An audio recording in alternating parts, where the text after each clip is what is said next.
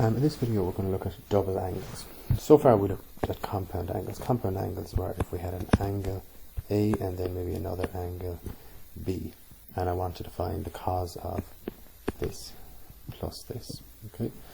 This, however, is if I have two angles that are the same and I want to find the cos of them both. So I want to find the cos of 2A, for example. Okay, or I want maybe to find the cos of 3A. Okay, this is the double angle. Okay, the double angle formula will help me do that. Right. So we have some formula in our logbook. Start off by saying we have this formula in our logbook. Cos 2A equals cos squared A minus sine squared A. We have this formula in our logbook. Sine 2A equals 2 sine A cos A. And we have this in our logbook. Tan 2A equals 2 tan A minus 1, over 1 minus tan squared A. We also have these in our logbook, which we rarely enough use, but we can use them. We don't have these in our logbooks. However, we can get them by using some of our knowledge. So if we look down here, okay, if we notice cos here, it says cos 2A equals 2 cos squared A minus 1. Where did I get that out? Well, we know already this from previous videos and our logbook. The cos squared A equals sine squared A plus 1. Right. That then, from that we can generate this. The cos squared A equals 1 minus sine squared A. So, if I replace cos squared A with this, I will end up getting 1 minus sine squared A minus sine squared A, which essentially is 1 minus 2 sine squared A. So that's how I get that formula. Likewise, if I look down here, sine squared A equals 1 minus cos A. So if I replace sine squared A with 1 minus cos squared A, I will get this here, 2 cos A minus 1. Hence why we have these two formula as well. Okay? Right. If we look at this question, these are the type of questions that you get in the exams. Write 3 sine A in terms of sine A. First thing to note is our formulas back here were all to do with 2A, okay, the double angle formula. However, here we have a 3A. So straight away we have a problem. So we're going to have to rewrite this. So the very first thing we're going to do is we're going to say sine 3A equals sine 2A plus A. The reason we do that is we can deal with these two A's. Secondly, from our logbooks a while ago, we know that sine A plus B equals sine A cos B plus cos A sine B. From that, I can say that this is the A and this is the B. Look, so the first one is A and the second one is B. So from that, I can rewrite all of this and I can say that equals sine of A, which is the first bit, so sine of 2A, cos of B, which is the second bit, so it's cos of A, plus cos of A, which is the first bit, which is cos of 2A, and then sine of B, which is the second bit, so it's sine of A. Okay, just get rid of that. Okay, so now we're left with this. Now the aim of the game here is these numbers in front of the A's, we want them gone. We want no numbers in front of the A's. Okay, so any of these 2's here, we want them gone. Also, we want to write it in terms of sine A. So all the numbers gone, and also all the causes, because we want to write it in terms of sine. So we're going to use our formula, and we're going to start messing around here to see if we can get rid of these numbers in front of the a, and also the causes. So the first thing, well, I know from back here what sine of 2a is. Look back, sine of 2a is 2 sine a cos a. So we're going to replace that with 2 sine a cos a. And we already had a cos a, so we'll put that in there. Cos a. Okay, so straight away you notice there's 2 in front of you is gone. Can you look here? There's no 2's in front of you. I know we have a 2 sine a. We're after getting rid of the 2 from in front of the a. So that's a good thing, okay? That's what the aim of the game is. And the next thing we're going to look at then is cos 2a. So cos 2a is here. And we can rewrite that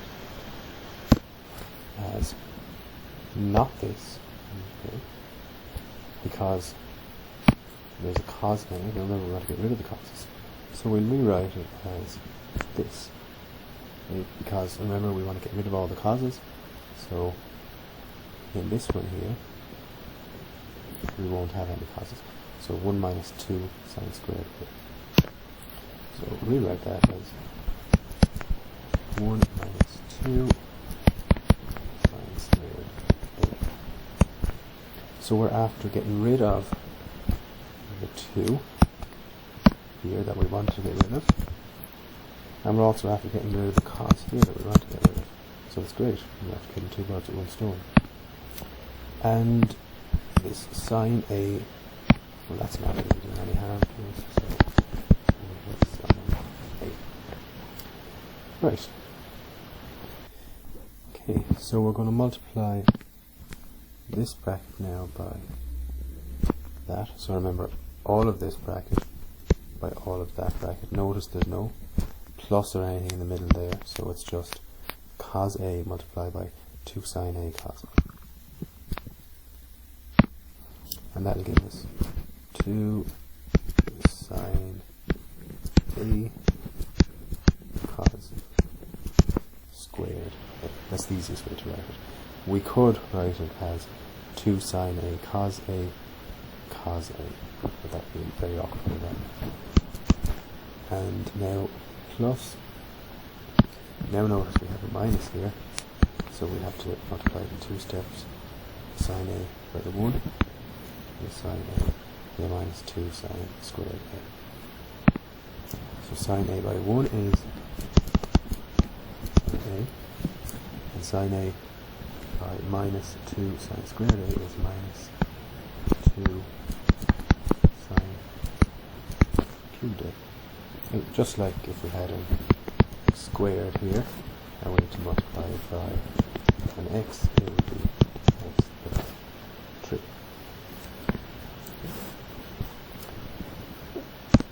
We're nearly there now. And the only real problem is this cos squared a. But if we remember back here, I'll show you in red, we can say cos squared a equals 1 minus sine squared a. Therefore, we can replace this cos squared a by 1 minus sine squared a. So we have 2 sine a by 1 minus sine squared a plus sine a minus 2 sine cubed a. We multiply this out then, this by this, and this by this. We will get 2 sine a and minus 2 sine cubed a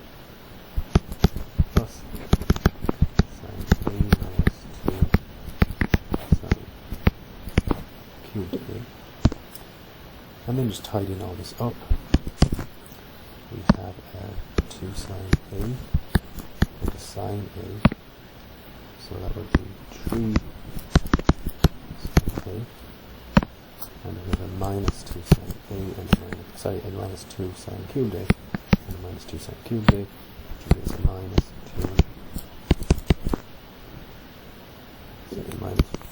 4 sine cubed A. Now, have we done what we were asked to do? It says here at the start, write sine 3A in terms of sine A. Right, have we it all in terms of sine? Yes, we do. Have we these numbers?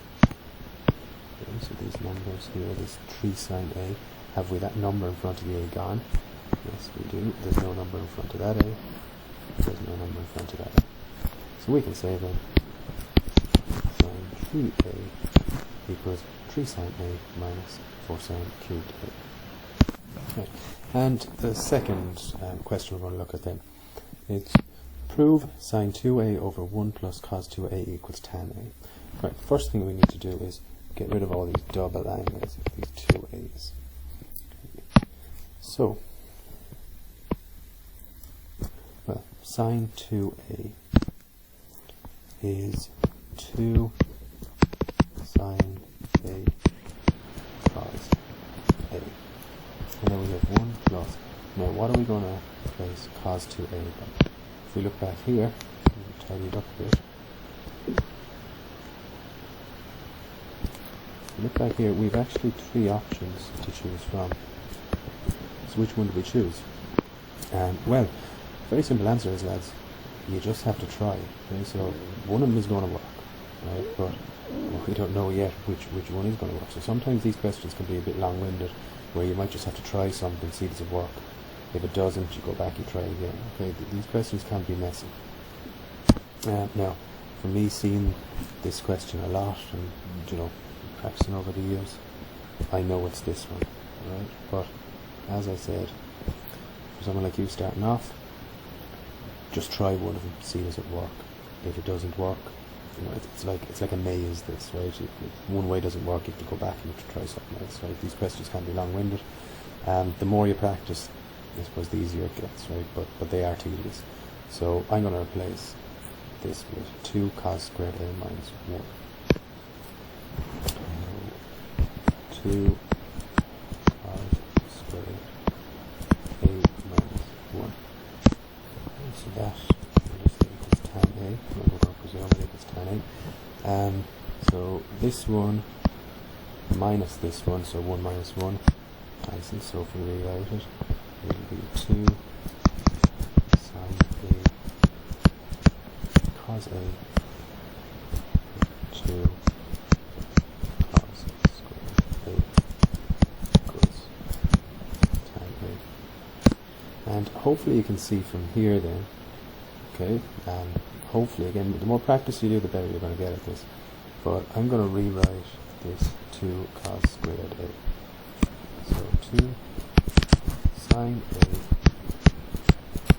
cos A all over 2 cos A cos A, because remember cos A, when the cos A is cos squared A equals sine A. Now, a few things are going to cancel.